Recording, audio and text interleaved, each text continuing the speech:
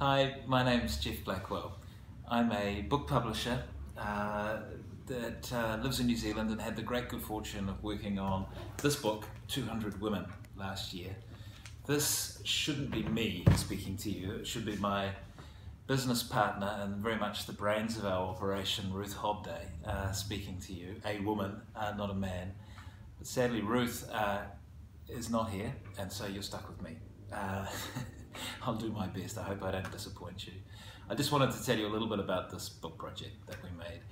It was really a matter of the heart for us. We took inspiration from visiting South Africa about 30 times in the last decade as publishers for Nelson Mandela. We had the good fortune to be his publisher. We made 4 books together along with a number of other projects in South Africa. And we were telling stories about the dismantling of apartheid and the establishment of a democratic space in South Africa, but witnessing terrible gender inequality. And we watched this and we, I guess, started noticing it more and more the more we travelled around other parts of the world, particularly into places where there are developing economies, and we sort of saw this correlation between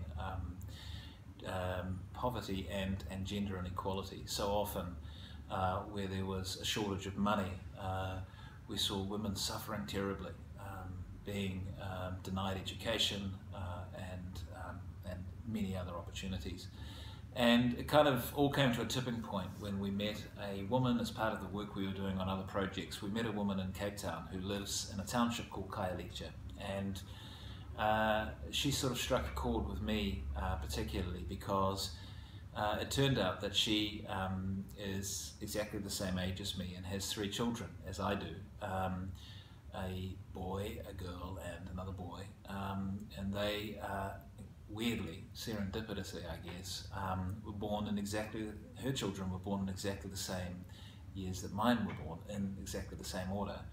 And so we had this weird connection that here was this woman who lived in a township, who was born in the same year as me, a white male New Zealander, who had 3 children as I do.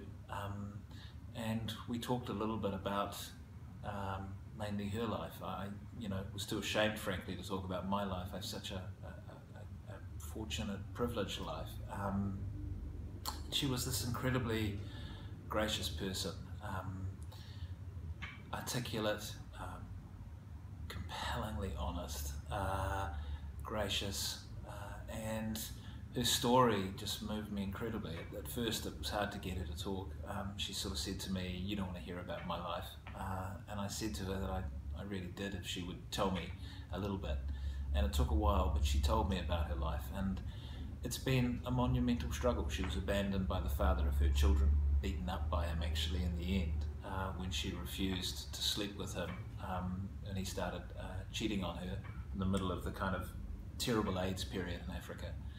And has been left to bring up her 3 kids in a township, and the greatest ambition of her life has been to try and get her kids to have a different sort of life than the life she's had and to get them into university. But it's been a monumental struggle, and she is losing the battle, and it causes her real pain.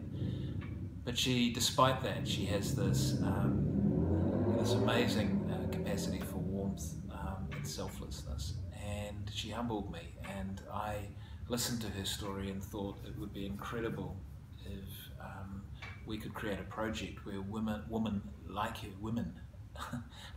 you'd think I'd be able to say it after interviewing 200 women, women like her had a platform, were able to have a voice where we could ask people like her about what really matters to them. And so we came up with this idea of photographing and filming women from really diverse backgrounds and photographing them in front of a plain background so that we took them out of the context of their life, regardless of whether they were a famous writer or a movie star, or living in a hut, or stuck in the sex trade in Calcutta, or living in the hills of Nepal, herding goats. We wanted to take people out of the context of their life and just to see their humanity. And we came up with this idea of asking five fundamental questions about and the questions were, what really matters to you? Where do you find your deepest sense of happiness? What do you regard as the lowest depth of misery? What would you change in the world if you could change anything? And of all words, what single word is at the heart of who you are and what really matters to you? If you had to choose one word, what would it be? And we asked those questions, those 5 questions of women all around the world, and then we put together this book. It was an amazing experience to do it. I did it with, travelled the road with my daughter Elizabeth, who was actually filming this on a phone as I talked to you, and with Ruth, and with 2 other guys mainly, Kieran Scott the photographer and his son Joseph.